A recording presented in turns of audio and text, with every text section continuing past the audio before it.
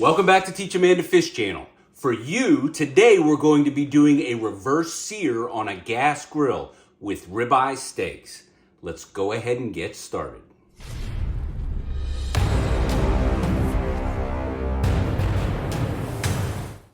What exactly is the reverse sear? It's really not a new cook. It's kind of hit the scene, the common chef outdoor barbecuer over the last, say, 5 or 6 years. But it's been around for several decades. And it's simply achieving the temperature, the desired temperature that you want in a very controlled environment, temperature 250 degrees Fahrenheit, inside your cooking area, then pulling it off, and the last few degrees of temperature are added in the sear. This is a better controlled process for cooking your steak. You get to know your temperatures better, where the triggers are, and as with most things, when you control all the elements, you get a better, more consistent cook. Have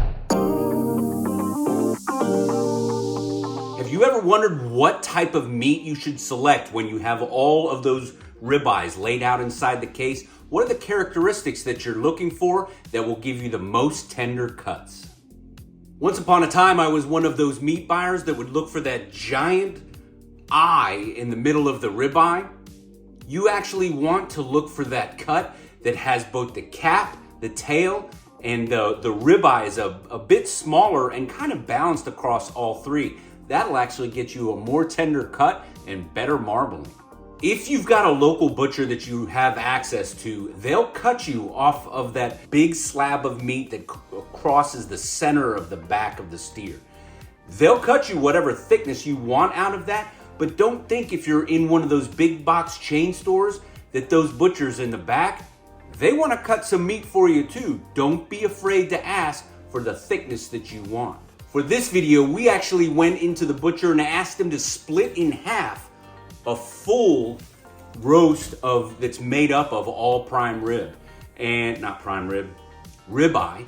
And you can then cut those. We've actually already cut one section of that off for just a quick steak and eggs breakfast, but we'll butcher this one and show you how to make those cuts. And an 1.5 inch thickness is the ideal.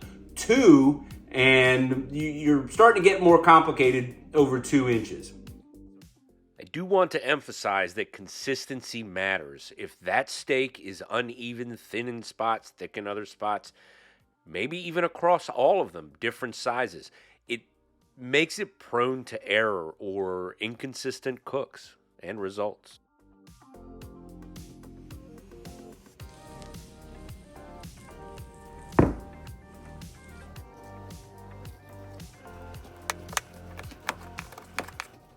And just really quick, I did want to point out one interesting thing on a time lapse here. In just a second, you'll see it cycle through and bloom. That's where the meat goes from that bluish color to red. That bright red is actually combining with oxygen. The thicker that steak is, the more thermal load it's going to take in order to move the temperature in the center of that meat.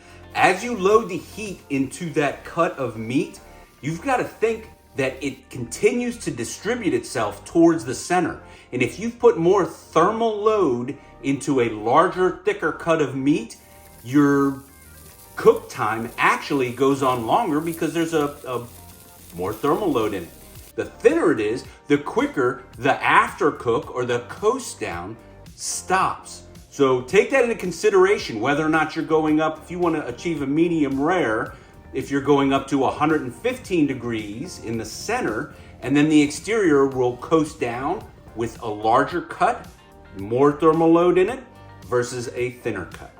I hope that made sense. We will use olive oil as kind of our binder in order to put our salt and pepper on the exterior. And we get a little fancy with our pepper. We toast it a little bit in a pan. It releases some of the oil and the flavors and the odors from that pepper, and then grind it in a pepper mill. Sorry about that. I did not mean pepper mill. I meant mortar and pestle. You will want to put on more seasoning than you think you should. At an 1.5-inch steak, that's a lot of meat in order to spice and flavor. Also, you want to spice and flavor the sides. There's flavor left in that too. A lot of people like to eat that char on the outside. Now that that meat is done, we want to go ahead and get it loaded up to go out to the grill. And you want to pat it down a little bit. The salt will draw out moisture, but you want that to be pretty well dry. For our sear today, we're going to be using a Monument Grill's 4-burner. And we've got this brand new sent in from them. So it already is clean, but I don't really get wrapped around the axle over clean, but it helps. The cleaner those grill grates are, the less your meat will stick to it. So for this cook, we're going to be using the burners on this portion, 1 burner here, 1 burner here burning, and leave the 2 steaks in the center right here. So it'll be an indirect cook. We'll hit the 250 degrees ambient temperature. And as we struggle to get up to the 110 degrees, we'll be monitoring it with that meat stick. And it'll tell us very definitively where we are in the cook process. Then we'll pull that off the grill.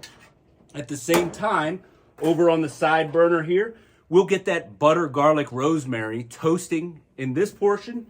And then we'll finish up on the sear on this part of the grill. So literally we're using this entire grill just for these steaks. Totally worth it. I also want to point out, you see that water coming out of the steak? We're going to tap this down, dry this off a bit, and that will help with the sear somewhat. The 250 degrees in there will take care of some of that moisture, but the idea being you get a better sear the drier that meat is.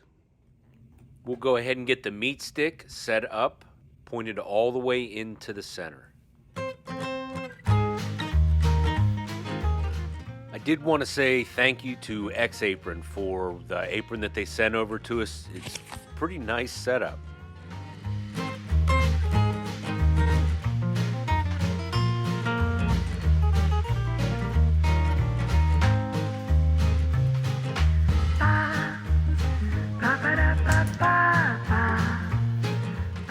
Be very careful not to burn your butter or your garlic. Garlic, when it's burned, has a very bitter taste. When it's browned properly, just kind of a golden color, it has an almondy, rich, earthy flavor.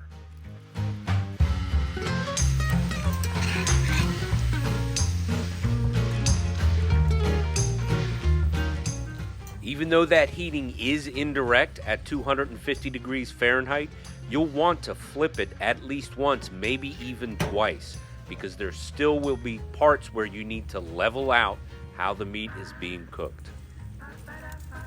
This will probably take somewhere around 25 minutes, plus or minus 5 minutes.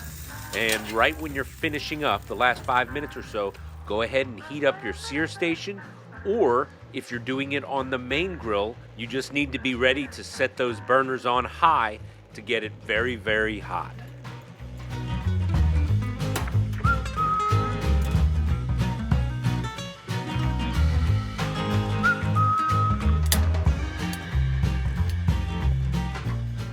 So we've heated these up to about 110 to 115 degrees in the center. It's got a little bit of a gray appearance, but that's because we haven't gotten the sear on it. But it is cooked for the perfect temperature to go ahead and put it on the sear, and it will then coast up to the right temperature that you want it to be, whether it's 125 for medium rare, 130, 135 for medium, or whichever flavor you like. I know we'll get the comments down below that people will say that's undercooked, this is overcooked. Just know, cook to your taste, to your flavor. That's the beauty of cooking for yourself, is you get to decide what you like, spices, texture, taste. The gambit, the full gambit is up to you. We like ours on the medium rare side, and I'll tell you, pretty soon we're gonna have a video coming up. I want to do Pittsburgh black and blue. If you haven't heard of that style of cooking within cast iron, it's going to be pretty interesting. The steel workers 100 years ago were cooking steak, and it was a quick way for them to get the steak that they wanted, the calories that they needed in order to work in those factories, and all within a 30-minute lunch.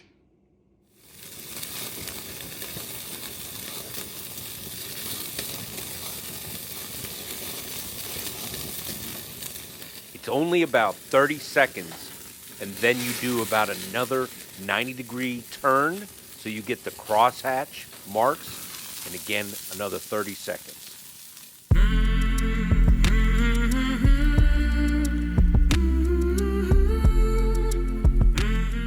You'll see that it's a little bit on the cool side in the center, but as we back that probe out, you'll see it'll get very, very hot, and that's where it will equalize from the exterior into the interior, and the cook process continues in the rest.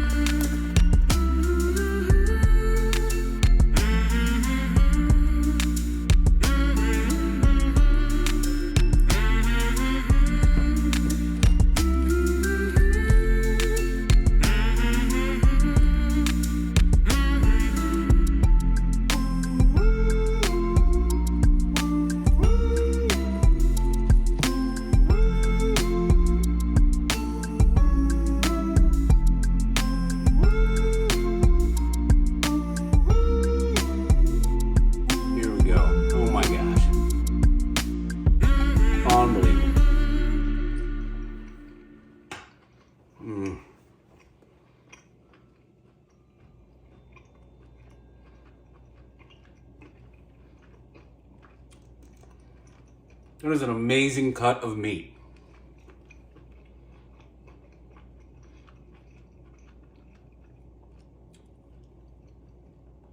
So good.